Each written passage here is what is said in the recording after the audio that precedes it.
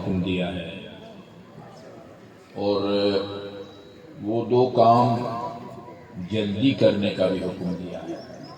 وَسَارِعُوا، مسارعات، جلدی، کسی عمل کو جلدی کرنے میں یا کسی عمل کو انجام دینے میں ایک دوسرے سے آگے بڑھنا۔ وَسَارِعُوا إِلَىٰ مَغْفِرَةٍ مِّن رَبِّكُمْ، نمبر 1، تم سے اگر کوئی گناہ سرزد ہو جائے تو ایسا کام کرو کہ جس سے خدا نے بخشنے کا وعدہ فرمایا ہے۔ وَسَارِعُوا إِلَىٰ، یعنی اپنے آپ کو جلد از جلد بخشوانے کی کوشش کرو۔ کوئی کام تم سے سرزد ہو جائے، کوئی گناہ تم سے سرزد ہو جائے، اپنے گناہ بخشوانے میں سستی مت کرو، جلد بخشواؤ۔ ہر گناہ کو بخشوانے کا الگ طریقہ ہے، سمجھا رہی ہے نا؟ اگر کسی نے سود کھایا ہے، گناہ ہے، اور اس سے بخشوانے کا طریقہ الگ ہے۔ رشوت کھائی ہے، اس سے گناہ بخشنے کا طریقہ الگ ہے۔ کسی کی غیبت کی ہے، برائی کی ہے، اس کی عدم موجودگی میں اس سے بخشوانے کا الگ ہے۔ خاتون ہے، اس نے پردہ نہیں کیا ہوا ہے، نامحرم کے سامنے کھلے سر آتی ہے، یہ گناہ ہے، اس سے بخشوانے کا طریقہ الگ ہے۔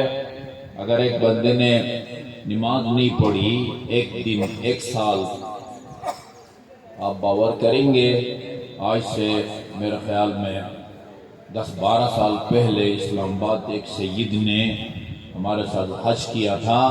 کہاں آبا جی، 70 سال اس کی عمر تھی، کمزور اتنا تھا کہ بیت اللہ کا طواف خود نہیں کر سکا، کاروان کے کسی جوان کے ذمہ لگایا، شاہ صاحب کی نیابت میں، بیت اللہ کا طواف کرو، کمزور اتنا تھا۔ میرے سامنے اقرار کیا، آقا جی میں نے ساری زندگی 70 سال میں ایک نماز بھی نہیں پڑھی، روزہ بھی نہیں رکھا۔ 70 سے 15 سال نکالو بیٹی، کتنے بچتے ہیں؟ 55 سال کی نمازیں اس کے ذمے ہیں۔ اسی طرح 55 مہینے، ٹھیک ہے نا، ہر سال ایک مہینہ روزہ ہے نا، 55 سال نمازیں بھی نہیں پڑھی ہیں اور 55 سال روزے بھی نہیں رکھے۔ اچھا، اس کو بخشوانے کا طریقہ الگ ہے، ہر گناہ کو بخشوانے کا طریقہ الگ ہے۔ میں بطور تبرک 3 ایسے اعمال آپ کے سامنے بیان کروں گا جن سے اللہ تعالیٰ نے، جن کے نتیجے میں گناہوں کو بخشنے کا وعدہ فرمایا ہے۔ سب سے پہلا عمل کہ جس سے اللہ تعالیٰ نے گناہوں کو بخشنے کا وعدہ فرمایا ہے، وہ محمد اور آل محمد پر صلوات بھیجنا ہے۔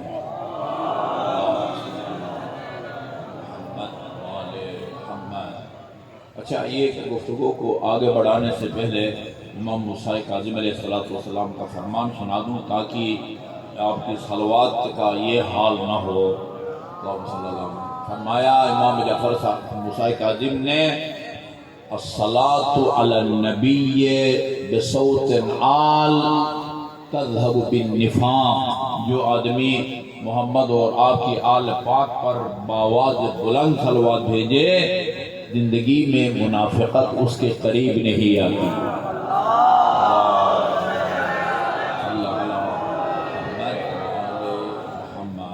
تو سب سے پہلا عمل کیا ہے جس سے اللہ تعالیٰ نے گناہوں کو بخشنا ہے؟ محمد اور آل محمد پر صلوات بھیجنا ہے۔ اچھا، صلوات بھیجنے کے نتیجے میں خدا کون سے گناہ بخشے گا؟ گناہ تو بہت سارے ہیں، یہ چند ایک کا میں نے آپ کے سامنے نام لیا ہے۔ صلوات کے نتیجے میں کون سے خدا گناہ بخشے گا؟ یعنی اگر ایک آدمی نے رمضان مبارک کا پورا مہینہ روزہ نہیں رکھے گا، ایک صلوات کے نتیجے میں بخشا جائے گا۔ میں نے ان سے 1000 روپیہ لیا ہے اور میں کھا جاؤں نہ دوں، ایک صلوات کے نتیجے میں بخشا جاؤں گا، ٹھیک ہے نا؟ اب یہ جاننا کہ صلوات کے نتیجے میں خدا کن گناہوں کو بخشے گا یہ میں آپ کو نہیں بتا سکتا. آپ اور میرا کام صلوات بھیجنا ہے.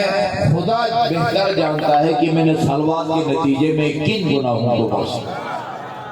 آپ نے صلوات بھیجنا ہے، ٹھیک ہے جی، وہ بہتر جانتا ہے کہ میں نے اس مومن کے صلوات کے نتیجے میں اس کے کن گناہوں کو بخشنا ہے. مگر یہ ہر مسلمان جانتا ہے کہ اگر میں نے آپ کا 1000 روپے 50,000 روپے لیا ہے، جب تک یہ ادا نہیں کروں گا میں جتنے مرضی صلوات بھیجوں، یا آپ جب تک معاف نہیں کریں گے اس وقت تک اللہ تعالیٰ معاف نہیں کرتا. یہ تو ہر مسلمان 2 + 2 4 کی طرح ہے.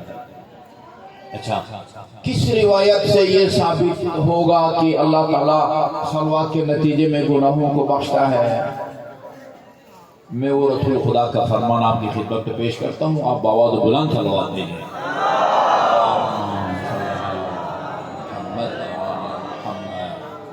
امیر المؤمنین علیہ السلام فرماتے ہیں، ایک مرتبہ رسول خدا صلی اللہ علیہ وسلم نے فرمایا مجھ سے کہ الا ابشرک یا علی، علی آج میں تمہیں ایک خوشخبری نہ دوں؟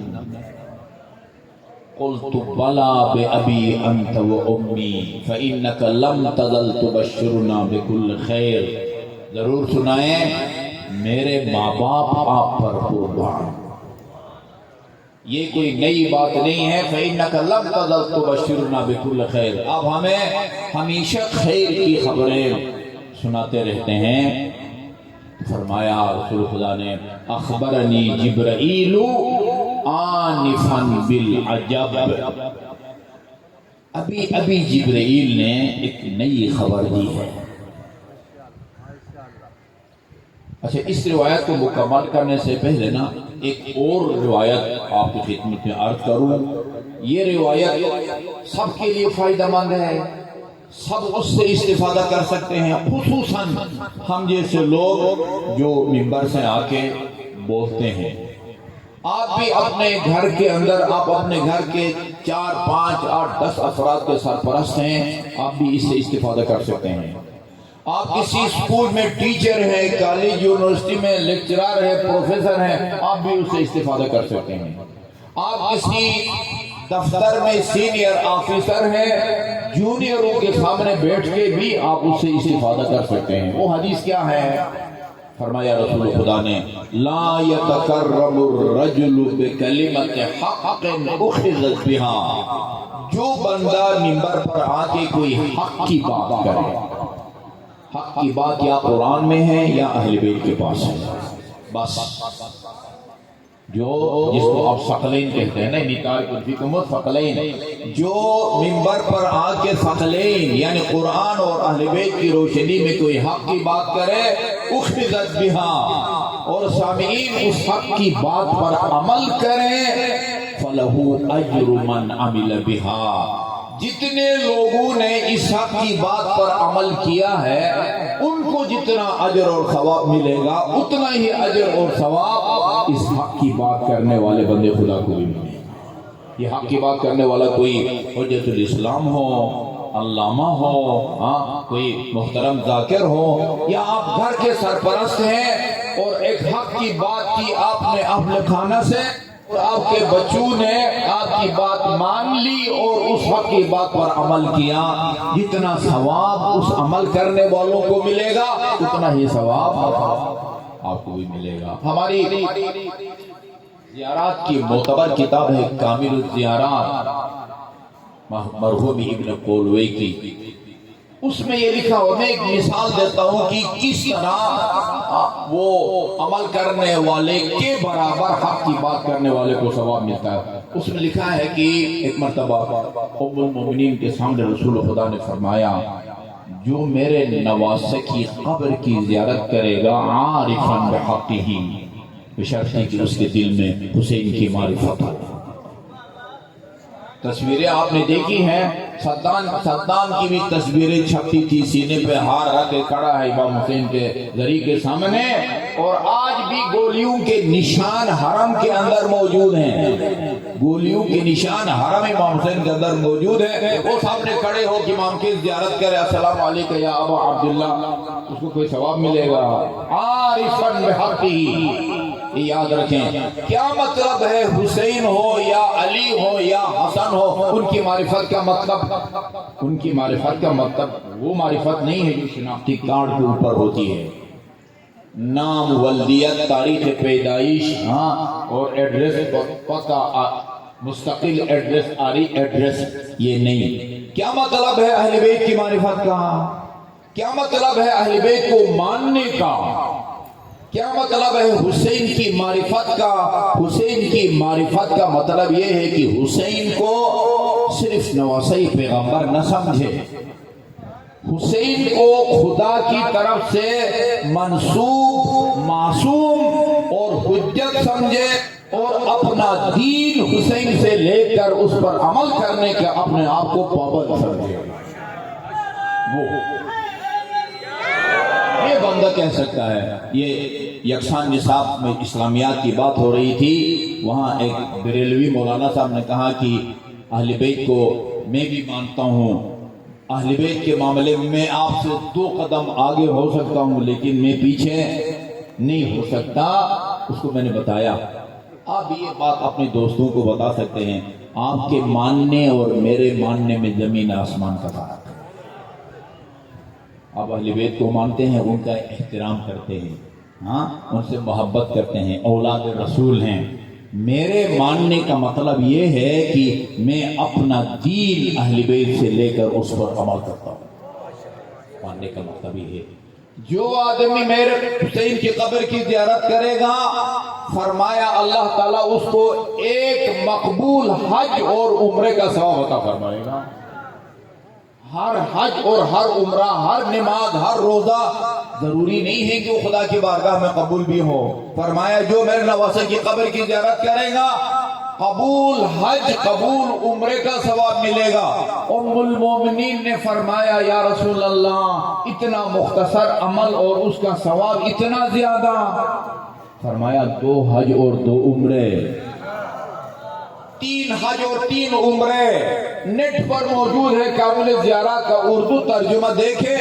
इधर से उम्मुल मोमिनीन की तरफ से वो हैरत और ताज्जुब में इजाफा होता जाता है और अन हजरत की तरफ से हज और उम्रों की तादाद में इजाफा होता जाता है। और आखिर में फरमाया जो मेरे नवासे की मारिफत रखता हो और ज़ियारत करे, अल्लाह उसको 90 मकबूल हज और उम्रों का सवाब अता फरमाएगा।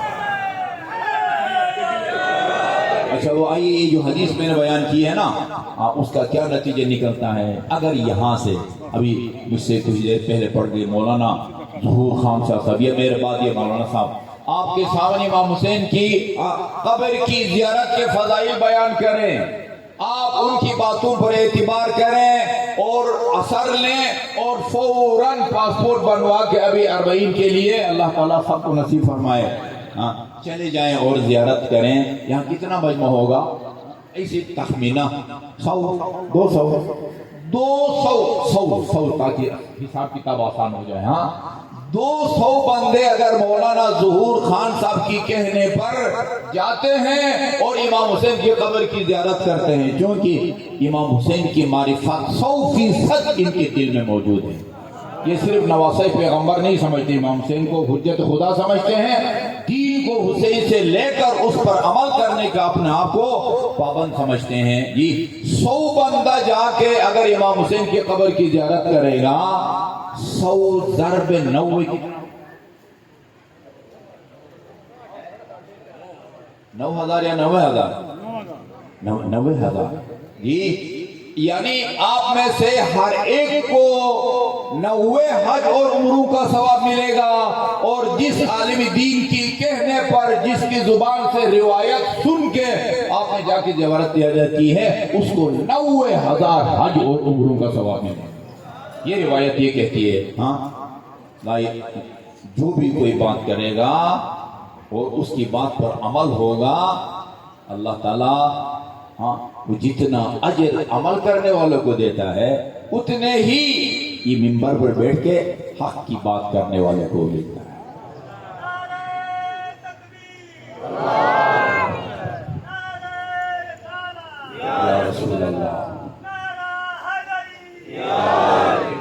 جی دیانت کا تقاضا یہ ہے کہ روایت کا باقی حصہ بھی آپ کی خدمت میں عرض کروں، آدھا پورا، آدھا 50%۔ یہ تو اس بندے کے بارے میں ہے جو حق کی بات کرے، حق کی بات کرے، آپ کو محسن کی زیارت کا شوق دلائے، آپ کو نماز کا شوق دلائے، آپ کو خمس کا شوق دلائے، آپ کو اس کام کو چھوڑنے کا وہ کرے۔ وَلَا يَتَكَرَّمُ الرَّجُلُ بِكَلِمَةِ ضَلَالٍ، اور اگر ایک آدمی گمراہ کن بات کرتا ہے یہاں بیٹھ کے، ہاں پردے کے خلاف بولتا ہے، نماز کے خلاف بولتا ہے، روزے کے خلاف بولتا ہے، سود کے خلاف، ہاں یعنی اس کے کسی بھی اس کے نیک کام کے خلاف بولتا ہے، اور سامعین اس کو سن کے اثر لیں اور برا کام کرنا شروع کر دیں، جتنا گناہوں کا بوجھ سامعین کے کاندھوں پر ہوگا اتنا ہی گناہوں کا بوجھ یہ گمراہ بات کرنے والے خطیب کے کاندھوں پر بھی ہوگا۔ وہ علامہ کے نام سے آئے، حجت الاسلام کے نام سے آئے، ذاکر کے نام سے آئے، مطلع خان یا مرثیہ خان کے نام سے آئے، بات یہ نوٹ کر لیں۔ اچھا جی، اخبرنی جبرائیل آنفا بالعجب، ابھی تھوڑی دیر پہلے جبرائیل نے عجیب خبر دی ہے۔ امیر المومنین فرماتے ہو ما اخبرک یا رسول اللہ، کیا خبر دی ہے جبرائیل امین نے؟ فرمایا جبرائیل نے یہ فرمایا ہے، جبرائیل امین اپنی طرف سے باتیں نہیں کرتا تھا، خدا کی طرف سے پیغام رسول تک پہنچاتا تھا، ٹھیک ہے جی؟ وہ کیا ہے؟ من صلی علیہ ثم اتبع بالصلاة علی اہل بیتی، جو بندہ مجھ پر اور میری آل پر صلوات بھیجے، صلی اللہ علیہ وسلم، یوں نہ کرے۔ وہ امین شہیدی صاحب کا نام آپ لوگوں نے سنا ہوا ہے، وہ بتا رہے تھے ایک پروگرام میں نے اپنے ساتھ جو اہل سنت کے عالم دین تھے اس سے میں نے پوچھا کہ آپ لوگ جب صلوات بھیجتے ہیں حضرت کا نام سن کے یا پڑھ کے تو صلی اللہ علیہ وسلم کیوں کہتے ہیں؟ آل کا نام کیوں نہیں لیتے؟ وہی آل کے نام کے بغیر تو نماز نہیں ہوتی۔ صلوات کا ایک طریقہ، ایک ہی طریقہ ہے، بس وہ تشہد میں پڑھو وہی صلوات ہے، منبر پر پڑھو وہی صلوات ہے، کسی چینل پر آ کے پڑھو وہی صلوات ہے، ایسی راستے میں چلتے وقت پڑھو وہی صلوات ہے۔ جب تک محمد کے ساتھ آل پر درود نہیں بھیجو گے صلوات کا کوئی فائدہ، نافرمانی ہے رسول خدا کی۔ جی من صلی علیہ ثم اتبع بالصلاۃ علی اہل بیتی، جو مجھ پر صلوات بھیجے اور ساتھ میری آل پاک پر بھی صلوات بھیجے، فتحت لہ ابواب السماء، آسمان کے تمام دروازے اس کے لیے کھول دیے جاتے ہیں، جو مجھ پر اور میری آل پاک دونوں پر صلوات بھیجے۔ اچھا جی،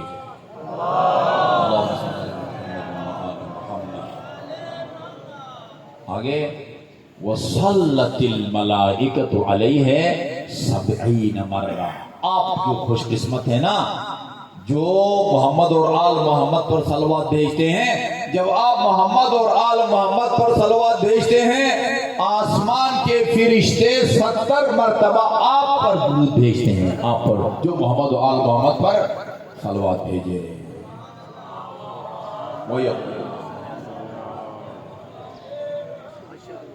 وَإِن كَانَ مُخْطِئًا مُذْنِبًا خَطَّاءً، اگرچہ یہ گناہ، یہ صلوات بھیجنے والا مومن کوئی گناہگار اور خطاکار ہی کیوں نہ ہو، اس کے دروازے کھول دیے جاتے ہیں اور فرشتے 70 مرتبہ اس پر صلوات بھیجتے ہیں۔ پھر فرمایا وَيَقُولُ اللَّهُ تَبَارَكَ وَتَعَالَى، جب فرشتے 70 مرتبہ محمد و آل محمد پر صلوات بھیجنے والے مومن پر صلوات بھیجتے ہیں، اللہ ان فرشتوں سے فرماتا ہے یا ملائکتی، میرے فرشتوں، انتم تصلون علیہ 70 مرتن، تم نے میرے حبیب اور اس کی آل پاک پر درود بھیجنے والے مومن پر 70 مرتبہ درود بھیجا ہے، صلوات بھیجی ہے۔ وَأَنَا، میں اللہ، اصلی علیہ 700 مرہ، میں اس مومن پر 700 مرتبہ صلوات بھیجا۔ خدا فرماتا ہے مومن پر 700 درود۔ یا رسول اللہ،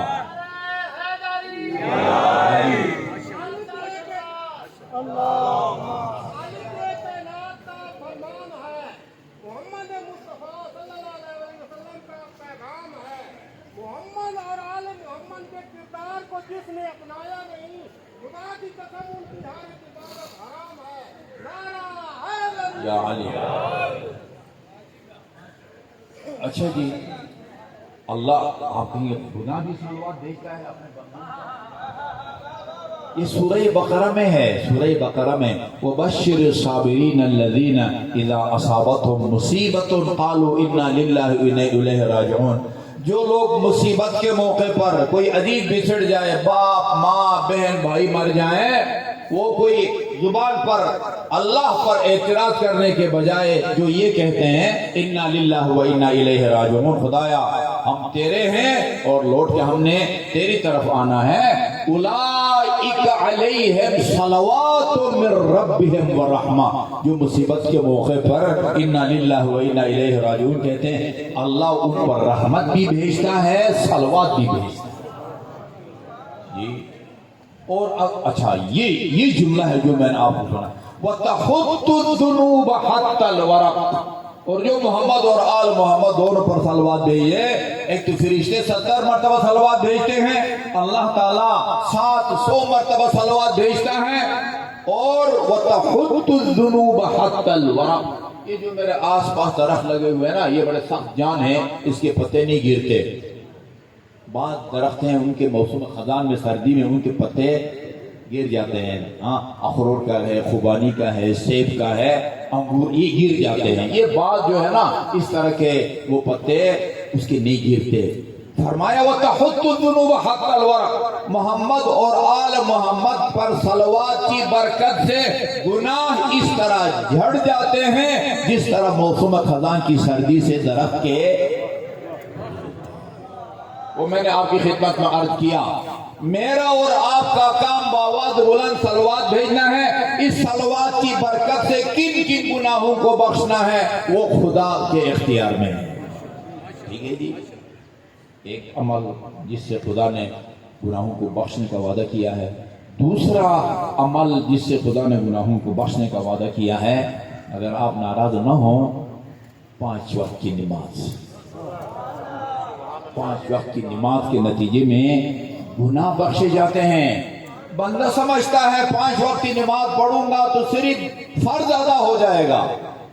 نہیں، 2 اور چیزیں بھی ہیں جن کی طرف عام لوگ متوجہ نہیں ہیں. آپ سمجھتے ہیں میں نماز پڑھوں گا تو بس فرض ادا ہو جائے گا، میں تارک الصلاۃ نہیں کہلاؤں گا. ہاں، وہ جو خدا نے قرآن میں فرمایا ہے جہنمیوں سے پوچھا جائے گا کس جرم میں تم کو جہنم میں ڈالا گیا ہے، وہ کہیں گے ہم نماز نہیں پڑھتے تھے. بھئی یہ اس سے بچ جائے گا. نہیں، 2 اور فائدے ہیں. فرض ادا ہوتا ہے 1، نمبر 2 گناہ بخشے جاتے ہیں.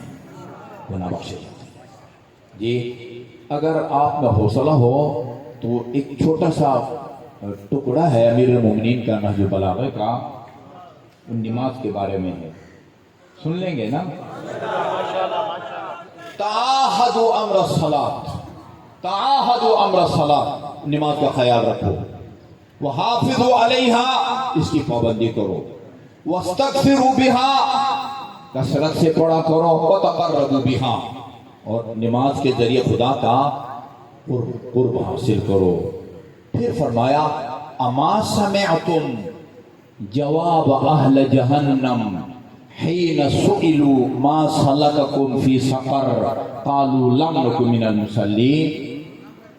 میں اکثر کہا کرتا ہوں علی کی باتیں جو ہوتی ہے نا پتھر پر لکیر ہوتی ہے. علی اور اولاد علی، امام زمان سے لے کر امیر المومنین تک، ان اماموں کے اقوال جن کا تعلق خصوصاً دین سے ہے، وہ ایک کئی واسطوں سے علی اور اولاد علی کی باتیں خدا کی باتیں ہوتی ہیں. خدا کی باتیں، یہ اپنی طرف سے کچھ نہیں کہتے. ہاں، اپنے آباء و اجداد کے ذریعے رسول خدا سے، رسول خدا جبرائیل سے، اور جبرائیل کدھر سے؟ اللہ سے لے کے آتا ہے. یہ بڑے اعتماد کے ساتھ بارملا کہتا ہوں کہ علی کی باتیں وہ ایک واسطے سے، صرف ایک واسطہ رسول خدا اور جبرائیل کی واسطے، وہ اللہ کی باتیں ہوتی ہیں. اما سمعتم جواب اہل جہنم کیا تم نے قرآن کے اندر، غالباً سورہ رعد ہے، کیا تم نے قرآن کے اندر دوزخیوں کا، جہنمیوں کا یہ جواب نہیں سنا؟ حین سئلوا ما سلککم فی سقر۔ ایک نقطہ بڑا علمی ہے، یعنی جہنمی اور جو جنتی ہے نا، ان کو اس طرح وہاں یہاں کی طرح نہیں ہے کہ اگر آپ ادھر بیٹھے ہیں تو آپ اسلام آباد کی باتیں نہیں سن سکتے، اسلام آباد میں بیٹھے ادھر کی باتیں نہیں۔ جہنمی اور جنتی ایک دوسرے سے کے حالات سے آگاہ ہوں گے، ایک دوسرے کی باتیں سن سکیں گے۔ یہ قرآن ہے۔ جنتی جہنمیوں سے پوچھیں گے بھئی تمہیں کس جرم میں جہنم میں ڈالا گیا ہے؟ کبھی انسان خدا کا انکار کرتا تو جہنم میں جاتا ہے، رسول کا انکار کر کے جہنم میں جاتا ہے، امام کا انکار کر کے جہنم میں جاتا ہے، مومن کو قتل کر کے جہنم میں جاتا ہے۔ من قتل مؤمنا متعمدا فجزاؤہ جہنم، جو جان بوجھ کے کسی مومن کو قتل کرے اس کی سزا جہنم ہے۔ ان سے پوچھا جائے گا ما سلککم فی سقر، کس جرم میں تم کو جہنم میں ڈالا گیا ہے؟ قالوا، یعنی قرآن کی اس آیت کو علی نے اپنے خطبے کا حصہ بنا دیا۔ قرآن کی اس آیت کو علی نے اپنے خطبے کا حصہ بنا دیا ہے۔ تم نے نہیں سنا جہنمیوں کا وہ جواب جب جنتیوں سے پوچھا ما سلککم فی سقر، کس جرم میں تم کو جہنم میں ڈالا گیا ہے؟ قالوا لم نک من المصلین، وہ جواب میں کہیں گے ہم نماز نہیں پڑھتے تھے۔ کدھر لے کے جائیں اس آیے کریمہ کو؟ نکالیں قرآن سے۔ آپ باور کریں، آپ نے شاید سنا ہو نہ سنا ہو، میں نے خود اپنے کانوں سے ایک بندے کو سینکڑوں، ہزاروں نہیں تو سینکڑوں کے مجمع میں یہ کہتے ہوئے سنا ہے۔ وہ کہتا ہے میں نے پورے قرآن کا اول سے لے کر آخر تک چھان مارا ہے، اللہ تعالیٰ نے نماز پڑھنے والوں پر لعنت بھیجی۔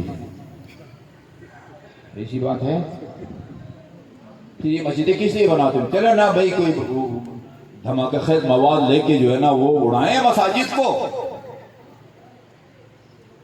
وہ تجھے خدا نے توفیق نہیں دی ہے، خدا سے توفیق کی درخواست کر کہ نماز پڑھ سکو۔ دوسروں کو کیوں گمراہ کرتے ہو؟ ہاں، دوسروں کو کیوں گمراہ کرتے ہو؟ جس زبان سے تو یہ کہتا ہے، بہت حساس بات ہے یہ، موت و حیات کا مسئلہ ہے، جس زبان سے تو یہ کہتا ہے کہ علی 24 گھنٹے میں 1000 رکعت نماز پڑھتا تھا، اسی زبان سے کہتے ہو اللہ تعالیٰ نے نمازی پر لعنت بھیجی ہے، شرم نہیں آتی؟ امام زین العابدین 24 گھنٹے میں 1000 رکعت نماز پڑھتے تھے، علی 24 گھنٹے میں 1000 نماز پڑھتے تھے، اور یہ برملا لوگوں کو یہ بات ہے یہ کہ جو آدمی گمراہ کن بات کرے اور اس کی گمراہ کن بات پر اگلا کوئی عمل کرے اور گمراہ ہو جائے، تو جتنا گمراہ ہونے والے کے کاندھوں پر بوجھ ہوگا اتنا ہی گمراہ کرنے والے کے کاندھوں پر بھی۔ یہ ناروال کے آگے ایک رعیہ خاص وہ ہے، قصبہ ہے۔ میں ادھر مجلس پڑھنے گیا، مجھے ایک سکول ٹیچر سے ملایا گیا، اس کا نام مجھے ابھی تک یاد ہے، نام نہیں لوں گا۔ یہاں پر چھوٹا سا بیج لگا ہوا تھا پنجیتنی، وہ نماز کا سرے سے منکر تھا۔ اسلامیات کا ٹیچر نماز کا سرے سے منکر تھا۔ تارک الصلاۃ جو نماز کو فرض سمجھتا ہے لیکن پڑھتا نہیں ہے وہ گناہگار ہے، لیکن جو نماز کو فرض نہ سمجھے وہ دائرہ اسلام سے قرآن کا منکر ہے۔ روزہ نہ رکھنے والے مسلمان آپ کو ملیں گے، لیکن روزے کو فرض نہ سمجھنے والا کوئی مسلمان آپ کو، اگر ایک آدمی لا الہ الا اللہ محمد رسول اللہ کہتا ہے اور یہ کہے کہ اسلام میں روزہ فرض ہی نہیں ہے، وہ مسلمان ہے۔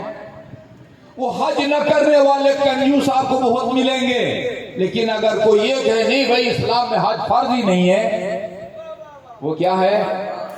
وہ دائرہ اسلام سے خارج ہے۔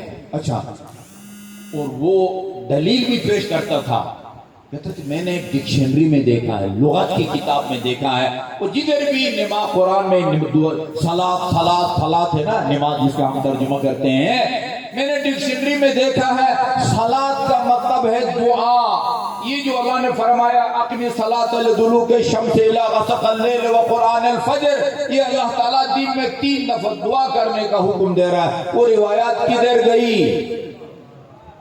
ہاں وہ روایت کدھر گئی جس میں ہے امام حسین سجدے میں تھے اور دیکھنے والے نے اپنے کانوں سے سنا اور گنا سبحان ربی الاعلی 70 مرتبہ فرمایا امام حسین نے سبحان ربی الاعلی وبحمدہ. یہ بندہ ہوتا ہے. مجھے بتایا وہاں اس کے بہت سارے اسٹوڈنٹ جو نماز کے پابند تھے، اس اپنے ٹیچر اور سر کی باتوں میں آ کے انہوں نے بیچاروں نے نمازیں چھوڑ دی. اگر 100 بچوں نے نماز چھوڑی ہے، 50 بچوں نے نماز چھوڑی ہے، ان تمام کے گناہوں کا بوجھ اسی سر کے اوپر ہے کہ جس نے کہا کہ بھائی ہاں اسلام میں نماز فرض نہیں ہے. آپ کے گھر میں اگر علامہ علی نقوی کی کتاب ہے نا شہید انسانیت، بڑی زبردست کتاب ہے. واقعہ کربلا کا پس منظر لکھا ہے انہوں نے کہ کربلا کا واقعہ کیوں پیش آ گیا، اور آخر میں یزید کے حالات زندگی کو لکھا ہے. یزید کے حالات زندگی میں ایک شعر انہوں نے لکھا ہے جو شراب خوری کے حق میں اور نماز کے خلاف وہ پڑھا کرتا تھا. کس کے حق میں؟ شراب خوری کے حق میں اور نماز کے خلاف وہ پڑھتا تھا. ما قال ربک ویل للشاربین، اور تمہارے رب نے قرآن میں کہیں نہیں فرمایا ویل ہو، بربادی ہو، ہاں ہلاکت ہو شراب خوروں کے لیے. پھر کیا فرمایا ہے؟ بل قال ربک ویل للمصلین. وہ جو میں آپ کو بتا رہا تھا نا کہ اللہ تعالیٰ نے لعنت بھیجی ہے، قرآن کی آیت پیش کرتا ہے بندے خدا جاہل مطلق. وہ کہتا قرآن میں خدا فرماتا ہے کہ نمازیوں پر لعنت ہے. کون سی آیت پڑھتا تھا؟ یہ ویل للمصلین، ویل اور بربادی ہو نماز گزاروں کے لیے. بس آیت اگر اتنی ہوتی تو بندہ سوچتا کہ خدایا تو کہیں فرماتا ہے نماز پڑھو اور کہیں فرماتا ہے نماز گزاروں پر ویل ہو، اور وہ آیت یہاں پر ختم نہیں ہوتی جاہل آدمی. آیت یہ ہے پوری ویل للمصلین الذین هم عن صلاتهم ساہون. ان نماز گزاروں کے لیے ویل ہے جو اپنے نماز میں سستی برتتے ہیں. بالکل یہی الفاظ یزید کے بھی تھے. ما قال ربک، یہ اور بات ہے کہ اس نے عربی میں شعر پڑھا اور اس نے اپنے مقامی زبان میں سرائکی زبان میں لوگوں کو گمراہ کرنے کی کوشش کی. ما قال ربک ویل للمصلین للشاربین، تمہارے رب نے قرآن میں کہیں بھی وہ شراب خوروں کے لیے ویل، بربادی یا ہلاکت کا لفظ استعمال نہیں کیا، بلکہ کیا فرمایا ہے؟ بل قال ربک ویل للمصلین فرمایا ہے. یہ تو ایسے ہی ہے نا جیسا آپ کہیں لا تقربوا الصلاۃ، اس کا مطلب بنتا ہے نماز کے قریب ہی نہ جاؤ. حل ہو گیا مسئلہ، کھلی چھٹی مل گئی. یہ آیت یہاں ختم نہیں ہوتی. لا تقربوا الصلاۃ وانتم سکارا، اس وقت نماز کے قریب نہ جاؤ جب تم نشے کی حالت میں ہو، تمہیں پتہ ہی نہ ہو کہ میں کیا کہہ رہا ہوں. ٹھیک ہے. فرمایا اما سمعتم جواب اہل جہنم، اس علی کی بات پر اعتبار کرو گے یا اسی مطلب پرست اور دنیا پرست بندہ یہ سامعین کو خوش کر کے ان کو لوٹنے، ان کے دین کو بھی اور دنیا دونوں کو لوٹ کے جاتا ہے، لیکن سامعین کو پتہ ہی نہیں چلتا کہ جیب کٹ گئی. اما سمعتم جواب اہل جہنم، تم نے دوزخیوں کا وہ جواب نہیں سنا؟ حین سئلوا ما سلککم فی سقر قالوا لم نک من المصلین. وہ کہیں گے ہم نماز نہیں پڑھتے تھے. اس کے بعد یہ جملہ آپ کو سنانا مقصد ہے. وَلَقَدْ شَبَّهَهَا رَسُولُ اللَّهِ بِالْحُمَّةِ عَلَى بَابِ رَجُلٍ يَغْتَسِلُ مِنْهَا كُلَّ يَوْمًا 5 مرات. یہ ہم نے اپنے مسجد میں نا امیر المومنین کی اس خطبے کو ایک بڑے کیلنڈر کی صورت میں عربی متن نیچے اس کا ترجمہ ہم نے اس کیلنڈر کی صورت میں چھاپا تھا، مومنین نے تقسیم کیا تھا، اب وہ ختم ہو گیا ہے. میں سمجھتا ہوں اس خطبے کو ہر مومن کے گھر میں آویزان ہونا چاہیے.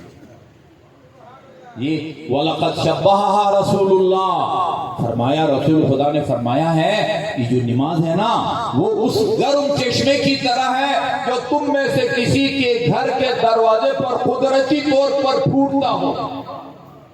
یغتسل منہا کل یومن 5 مرات، اور گھر کا مالک دن میں 5 مرتبہ بلا ناغا صابن لگا کے. یہ صابن کا لفظ روایت میں نہیں ہے، اسی میں نے آپ کو سمجھانے کے لیے کہا.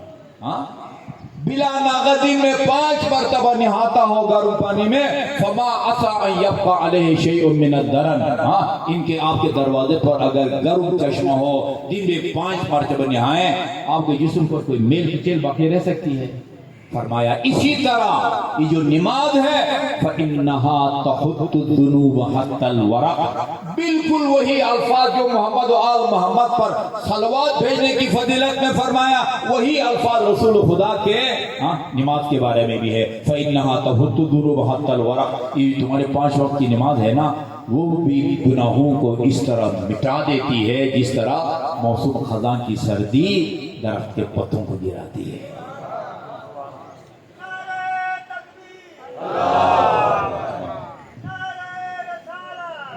یا رسول اللہ.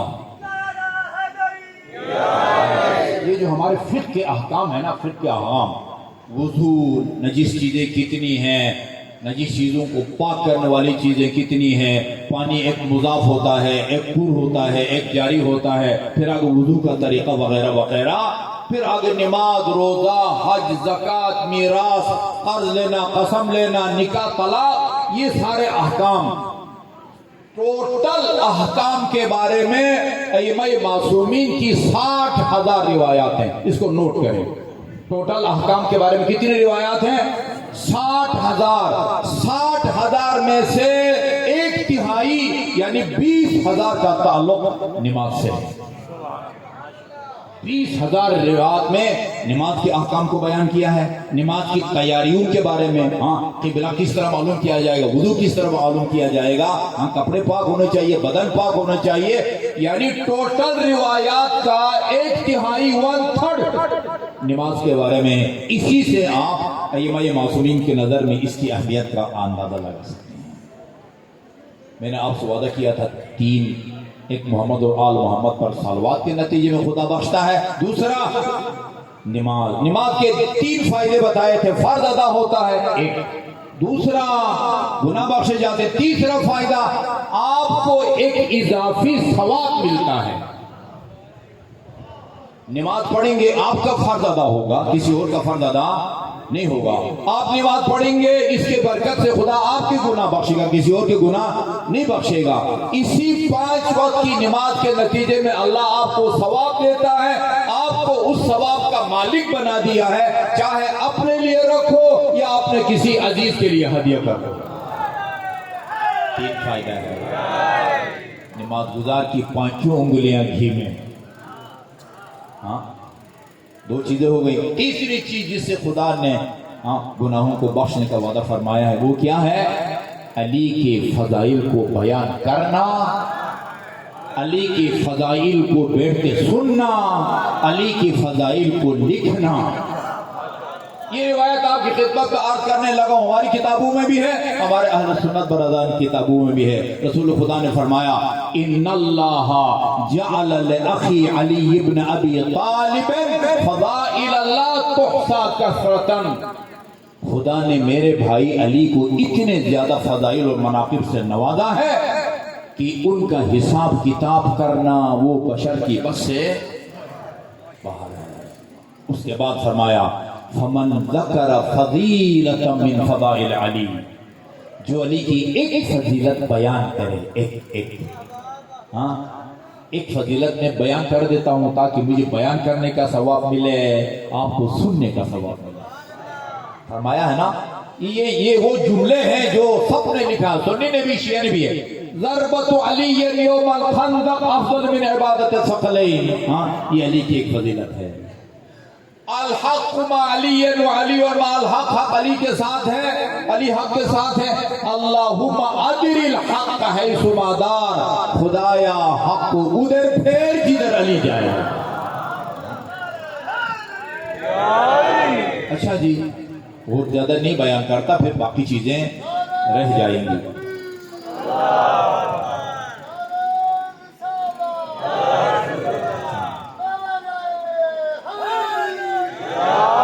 ومن سمع فضیلۃ من فضائل علی، جو کسی مجلس عذاب ہے یا محفل میلاد میں بیٹھ کے علی کی ایک فضیلت سنیں، غفر اللہ لہ الذنوب التي استمعها اکتسبها بالاستماع، اللہ اس کے ان گناہوں کو بخشے گا جو اس نے کانوں کے ذریعے کیے۔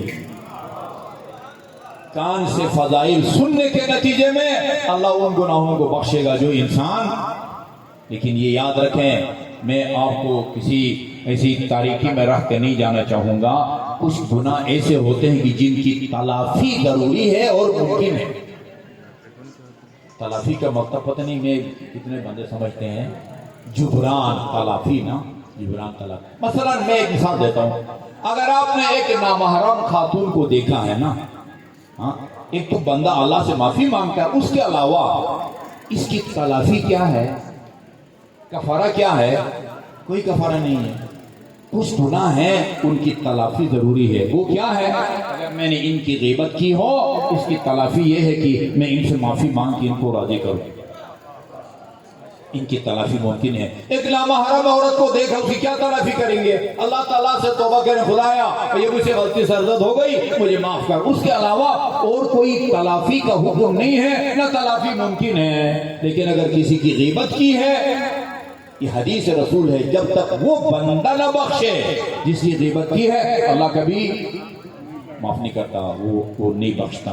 من سمع فضیلۃ من فضائل علی غفر اللہ لہ الذنوب التي اکتسبها بالاستماع، جو علی کی ایک فضیلت سنے اللہ اس کے ان گناہوں کو معاف فرما دیتا ہے جو اس نے کانوں کے ذریعے کی ہو۔